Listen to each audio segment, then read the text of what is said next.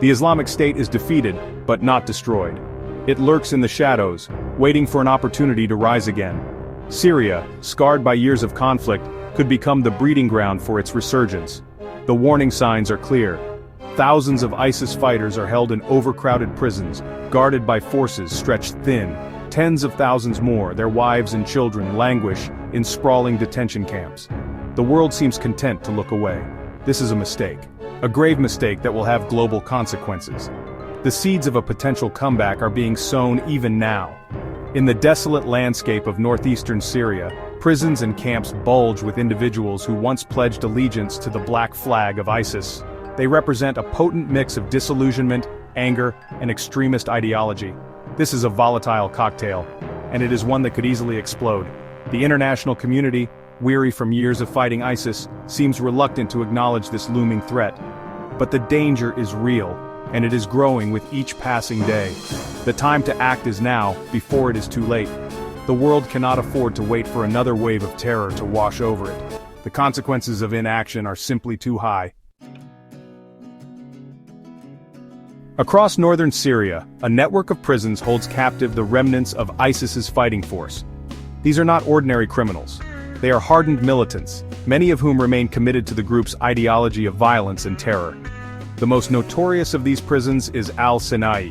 Located near the city of Hasaka, it houses thousands of detainees. Conditions inside are dire.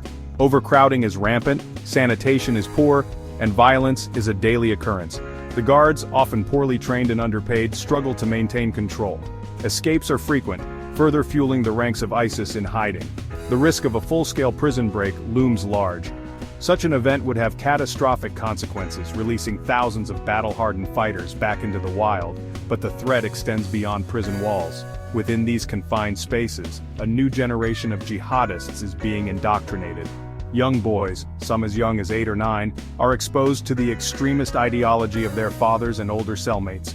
They are taught to hate, to kill, and to embrace martyrdom. These children, robbed of their innocence, represent a particularly dangerous legacy of ISIS. They are the future of the caliphate, primed and ready to take up arms when the time is right. The international community must recognize the urgency of the situation. These prisons are not just detention centers, they are factories of extremism.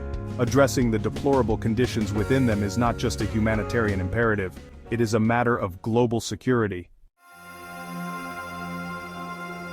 If the prisons are a powder keg, Al-Hol is a raging inferno. Located in the desolate northeast corner of Syria, this sprawling camp is home to some 40,000 people, mostly women and children related to suspected ISIS fighters. It is a place of despair, deprivation, and simmering radicalization. Within the camp's fences, ISIS maintains a sinister grip. Its adherents enforce their own brutal rules, meting out punishments for transgressions. Women accused of breaking their strict moral code are attacked, even killed. Children, many of them born under ISIS rule, are particularly vulnerable. They roam the camp's dusty alleys, exposed to violence and extremist indoctrination.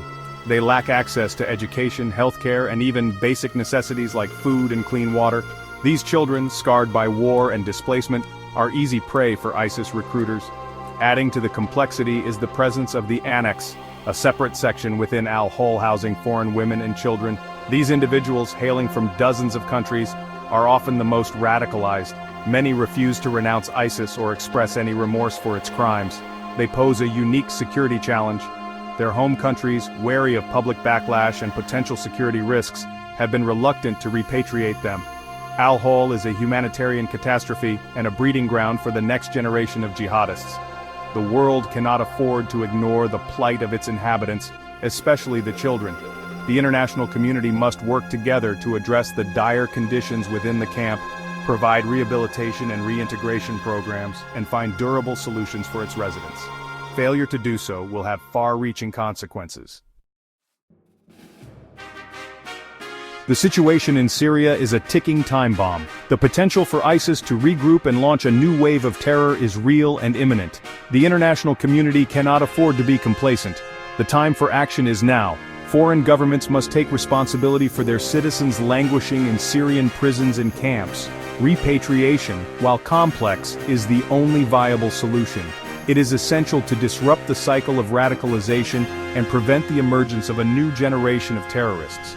Furthermore, the international community must provide robust support to the Syrian Democratic Forces, who bear the brunt of guarding ISIS detainees.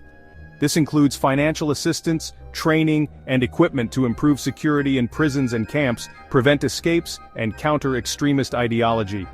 The fight against ISIS is far from over. It has simply entered a new, more insidious phase. The world must confront this challenge head-on with a comprehensive strategy that addresses both the security and humanitarian dimensions of the crisis. Failure to do so will have dire consequences, paving the way for an ISIS resurgence that could destabilize the region and threaten global security for years to come. The world is watching, and history will judge our actions or inaction in this defining moment.